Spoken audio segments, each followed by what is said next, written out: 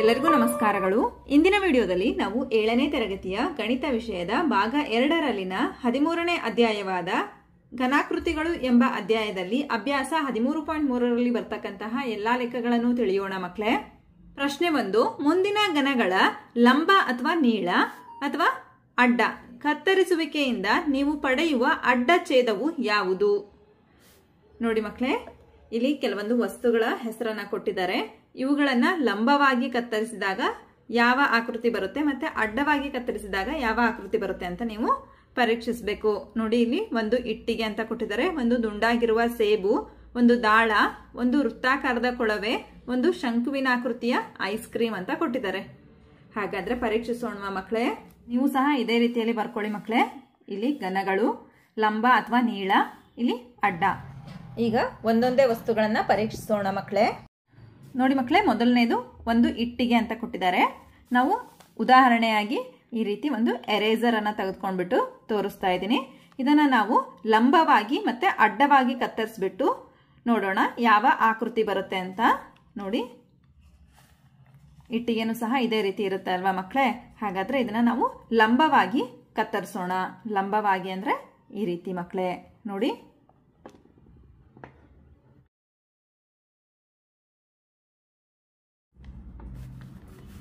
ನೋಡಿ ಮಕ್ಕಳೇ, ಲಂಬವಾಗಿ ಕತ್ತರಿಸಿದೀವಿ. ಲಂಬವಾಗಿ ಇಟ್ಟಿಗೆಯನ್ನ ಕತ್ತರಿಸಿದಾಗ ನಮಗೆ ಇಲ್ಲಿ ಸಿಗ್ತಕ್ಕಂತಹ ಆಕೃತಿ ಯಾವುದು? ಆಯತಾಕೃತಿ ಮಕ್ಕಳೇ. ಅರ್ಥ ಆಯ್ತಲ್ವಾ ಮಕ್ಕಳೇ? ನಂತರ ಇದನ್ನ ಅಡ್ಡವಾಗಿ ಕತ್ತರಿಸೋಣ ಮಕ್ಕಳೇ. ಅಡ್ಡವಾಗಿ ಕತ್ತರಿಸಿದಾಗ ಯಾವ ಆಕೃತಿ ಬರುತ್ತೆ ಅಂತ ನೋಡೋಣ. ಅಡ್ಡವಾಗಿ ಅಂದ್ರೆ ಹೀಗೆ ಮಕ್ಕಳೇ. ಅಡ್ಡವಾಗಿ ಕತ್ತರಿಸಿದಾಗಲೂ ಸಹ ನಮಗೆ ಆಯತಾಕೃತಿನೇ ಸಿಗುತ್ತೆ ಮಕ್ಕಳೇ. ಹಾಗಾಗಿ ಒಂದು ಇಟ್ಟಿಗೆಯನ್ನ ಲಂಬವಾಗಿ ಕತ್ತರಿಸಿದಾಗಲೂ ಸಹ ನಮಗೆ ಆಯತಾಕೃತಿ ಸಿಗುತ್ತೆ, ಅಡ್ಡವಾಗಿ ಕತ್ತರಿಸಿದಾಗಲೂ ಸಹ ಆಯತಾಕೃತಿನೇ ಸಿಗುತ್ತೆ. ಒಂದು ದುಂಡಾಗಿರುವ ಸೇಬು ಅಂತ ಕೊಟ್ಟಿದ್ದಾರೆ ಮಕ್ಕಳೇ. ಇದನ್ನ ಲಂಬವಾಗಿ ಮತ್ತು ಅಡ್ಡವಾಗಿ ಕತ್ತರಿಸಿದಾಗ ಯಾವ ಆಕೃತಿ ಬರುತ್ತೆ ಅಂತ ನೋಡೋಣ. ನೋಡಿ ಮಕ್ಕಳೇ, ನಾನೊಂದು ಇಲ್ಲಿ ಆಪಲ್ ಅನ್ನ ತೆಗೆದುಕೊಂಡಿದ್ದೀನಿ. ಇದನ್ನ ಲಂಬವಾಗಿ ಕತ್ತರಿಸೋಣ, ಆಗ ಯಾವ ಆಕೃತಿ ಬರುತ್ತೆ ಅಂತ ನೋಡೋಣ. ಇವಾಗ ಲಂಬವಾಗಿ ಕತ್ತರಿಸ್ತಾ ಇದ್ದೀನಿ ನೋಡಿ ಮಕ್ಕಳೇ.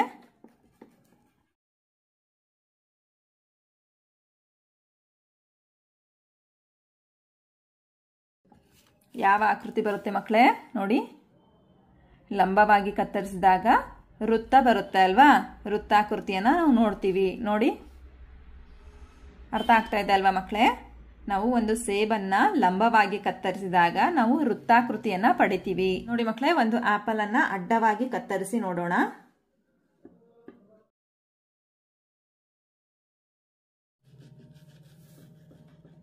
ನೋಡಿ ಮಕ್ಕಳೇ, ಇವಾಗ ಆಪಲ್ ಅನ್ನ ಅಡ್ಡವಾಗಿ ಕತ್ತರಿಸಿದ್ದೀನಿ. ಯಾವ ಆಕೃತಿ ಬರುತ್ತೆ ಅಂತ ನೋಡೋಣ. ನೋಡಿ, ಆಪಲ್ ಅನ್ನ ಅಡ್ಡವಾಗಿ ಕತ್ತರಿಸಿದಾಗ ವೃತ್ತಾಕೃತಿನೇ ಬರುತ್ತೆ. ಅರ್ಥ ಆಯ್ತಲ್ವಾ ಮಕ್ಕಳೇ? ಆಪಲ್ ಅನ್ನ ಲಂಬವಾಗಿ ಕತ್ತರಿಸಿದಾಗಲೂ ಸಹ ನಾವು ವೃತ್ತಾಕೃತಿಯನ್ನೇ ನೋಡ್ತೀವಿ, ಅಡ್ಡವಾಗಿ ಕತ್ತರಿಸಿದಾಗಲೂ ಸಹ ನಮಗೆ ವೃತ್ತಾಕೃತಿನೇ ಸಿಗುತ್ತೆ. ಹಾಗಾಗಿ ಈ ರೀತಿ ಬರೆಯಿರಿ ಮಕ್ಕಳೇ. ಒಂದು ದುಂಡಾಗಿರುವ ಸೇಬು ಲಂಬವಾಗಿ ಕತ್ತರಿಸಿದಾಗ ವೃತ್ತಾಕೃತಿ ಸಿಗುತ್ತೆ, ಅಡ್ಡವಾಗಿ ಕತ್ತರಿಸಿದಾಗಲೂ ಸಹ ನಾವು ವೃತ್ತವನ್ನೇ ನೋಡ್ತೀವಿ. ನಂತರ ನೋಡಿ ಮಕ್ಕಳೇ, ಒಂದು ದಾಳ ಅಂತ ಕೊಟ್ಟಿದ್ದಾರೆ. ದಾಳವನ್ನ ಲಂಬವಾಗಿ ಕತ್ತರಿಸಿದಾಗ ಮತ್ತು ಅಡ್ಡವಾಗಿ ಕತ್ತರಿಸಿದಾಗ ಯಾವ ಆಕೃತಿ ಬರುತ್ತೆ ಅಂತ ನೋಡೋಣ.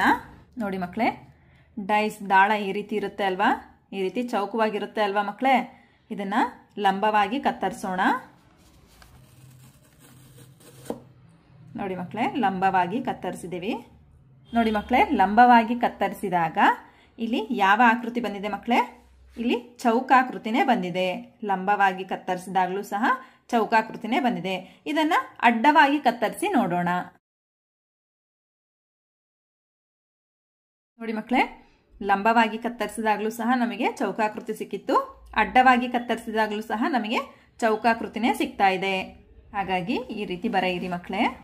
ನೋಡಿ, ಒಂದು ದಾಳ ಲಂಬವಾಗಿ ಕತ್ತರಿಸಿದಾಗ ಚೌಕಾಕೃತಿ ಸಿಕ್ಕಿದೆ, ಅಡ್ಡವಾಗಿ ಕತ್ತರಿಸಿದಾಗಲೂ ಸಹ ಚೌಕಾಕೃತಿನೇ ಸಿಕ್ಕಿದೆ. ನಂತರ ಒಂದು ವೃತ್ತಾಕಾರದ ಕೊಳವೆಯನ್ನ ನೋಡೋಣ. ಒಂದು ವೃತ್ತಾಕಾರದ ಕೊಳವೆಯನ್ನ ಲಂಬವಾಗಿ ಕತ್ತರಿಸಿದಾಗ ಮತ್ತು ಅಡ್ಡವಾಗಿ ಕತ್ತರಿಸಿದಾಗ ಯಾವ ಆಕೃತಿ ಬರುತ್ತೆ ಅಂತ ನೋಡೋಣ. ನೋಡಿ ಮಕ್ಕಳೇ, ಒಂದು ವೃತ್ತಾಕಾರದ ಕೊಳವೆಯನ್ನ ತೆಗೆದುಕೊಂಡಿದ್ದೀನಿ. ಇಲ್ಲಿ ವೃತ್ತ ಇದೆ ಅಲ್ವಾ ಮಕ್ಕಳೇ, ಈ ವೃತ್ತಾಕಾರದ ಕೊಳವೆಯನ್ನ ತೆಗೆದುಕೊಂಡಿದ್ದೀನಿ ಮಕ್ಕಳೇ. ಈ ವೃತ್ತಾಕಾರದ ಕೊಳವೆಯನ್ನು ಲಂಬವಾಗಿ ಕತ್ತರಿಸೋಣ.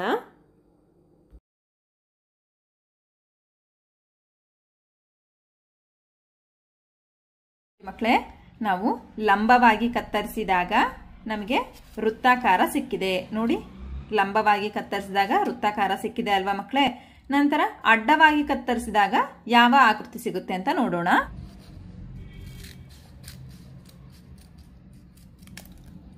ನೋಡಿ ಮಕ್ಕಳೇ, ಅಡ್ಡವಾಗಿ ಕತ್ತರಿಸಿದೀವಿ. ಯಾವ ಆಕೃತಿ ಸಿಕ್ಕಿದೆ ಮಕ್ಕಳೇ?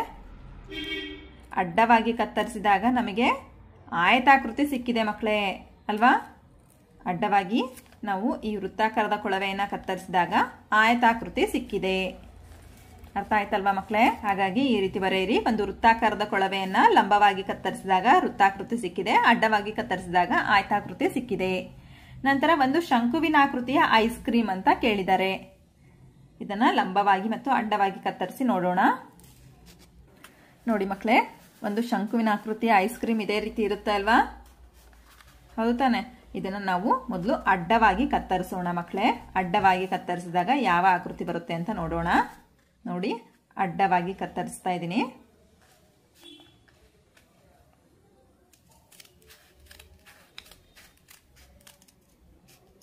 ನೋಡಿ ಮಕ್ಕಳೇ, ಅಡ್ಡವಾಗಿ ಕತ್ತರಿಸಿದಾಗ ಯಾವ ಆಕೃತಿ ಬಂದಿದೆ? ವೃತ್ತಾಕೃತಿ ಬಂದಿದೆ ಮಕ್ಕಳೇ. ಅಡ್ಡವಾಗಿ ಕತ್ತರಿಸಿದಾಗ ವೃತ್ತಾಕೃತಿ ಬಂದಿದೆ. ಇಲ್ಲೂ ಸಹ ವೃತ್ತ ಇದೆ, ಇಲ್ಲೂ ಸಹ ನಾವು ವೃತ್ತವನ್ನು ನೋಡ್ತಾ ಇದೀವಲ್ವಾ, ವೃತ್ತಾಕೃತಿ ಬಂದಿದೆ. ನಂತರ ಇದನ್ನ ಲಂಬವಾಗಿ ಕತ್ತರಿಸೋಣ ಮಕ್ಕಳೇ. ಲಂಬವಾಗಿ ಅಂದ್ರೆ ಈ ರೀತಿ ಲಂಬವಾಗಿ ಕತ್ತರಿಸಿ ನೋಡೋಣ.